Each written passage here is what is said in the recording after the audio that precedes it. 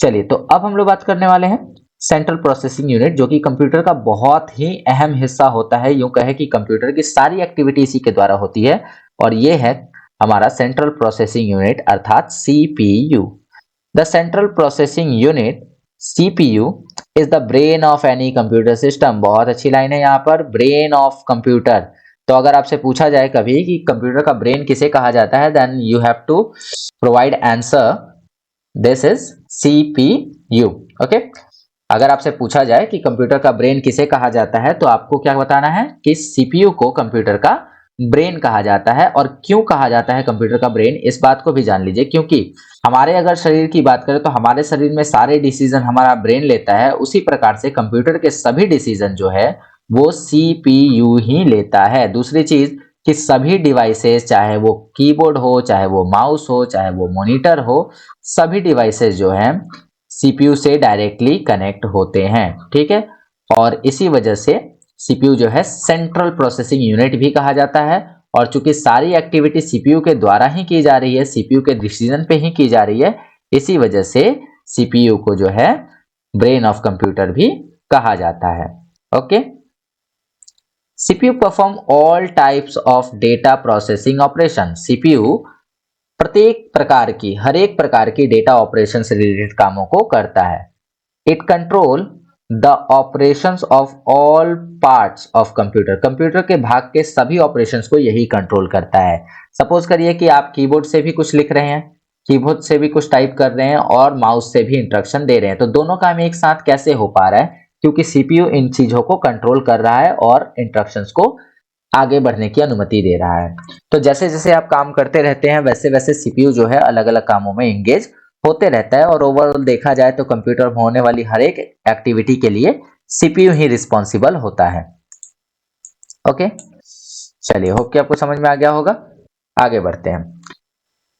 Similarly in a computer system, ठीक इसी प्रकार से एक कंप्यूटर सिस्टम में ऑल मेजर कैलकुलेशन, जितने भी मुख्य मुख्य प्रकार के कैलकुलेशन है, मैनिपुलेशन यानी कि डेटा प्रोसेसिंग है, कंपैरिजंस, किसी चीज को बड़ा छोटा कंपेयर करना है, are made by the CPU. ये सभी काम किसके द्वारा होते हैं? सीपीयू के द्वारा।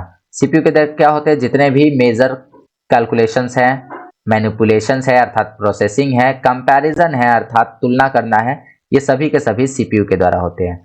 The CPU is also responsible for activating and controlling the operation. CPU किसके लिए रिस्पॉन्सिबल होता है? सीपीयू एक काम के लिए और रिस्पॉन्सिबल है, और ये काम कौन सा है? तो ये काम है activating and controlling the operations. किसी ऑपरेशन को, किसी कार्य को एक्टिवेट करना और उसे कंट्रोल करने के लिए भी जो है सीपीयू रिस्पॉन्सिबल होता है। ठीक है, अब आगे बढ़ते हैं कि central processing unit input data को प्रोसेस करता है, मतलब जो भी डेटा आप इनपुट करेंगे उसे प्रोसेस करेगा। और इसके लिए सेंट्रल प्रोसेसिंग यूनिट और अर्थमेटिक लॉजिक यूनिट दोनों मिलकर अंकगणितीय गणना और तार्किक गणना करते हैं और डेटा को प्रोसेस करते हैं। सीपीयू को कंप्यूटर का मस्तिष्क भी कहा जाता है। तो देखो यहाँ पर एक बात आ रही है कि इसके लिए सेंट्रल प्रोसेसिंग यूनिट, मतलब कि जो सीपीयू है, सीपीयू और सीपीयू के अंदर लगा एएलयू, अर्थमेटिक लॉजिक यूनिट, ये दोनों मिलकर क्या करते हैं? अरिथमेटिकल एंड लॉजिकल ऑपरेशंस को करते हैं। ये दोनों अरिथमेटिकल एंड लॉजिकल ऑपरेशंस को करते हैं। ठीक है, अर्थमेटिकल मतलब गणितीय, अंकगणितीय, और लॉजिकल मतलब तर्क संगत, तर्क वाले कार्यों को करते हैं। कौन कौन? सीपीयू और उसके अंदर जो लगा है आपका एएलयू, ये दोनों मिलकर। इधर आप देख सकते हैं कि इधर एक प्रोसेसर का आपको चित्र दिखाया गया होगा कि ये प्रोसेसर कैसा होता है। तो प्रोसेसर मदरबोर्ड में अटैच रहता है, इसका पोर्ट। आपको क्या करना होता है? एक प्रोसेसर को लेकर इन पोर्ट्स में अच्छे से फिट कर देना होता है।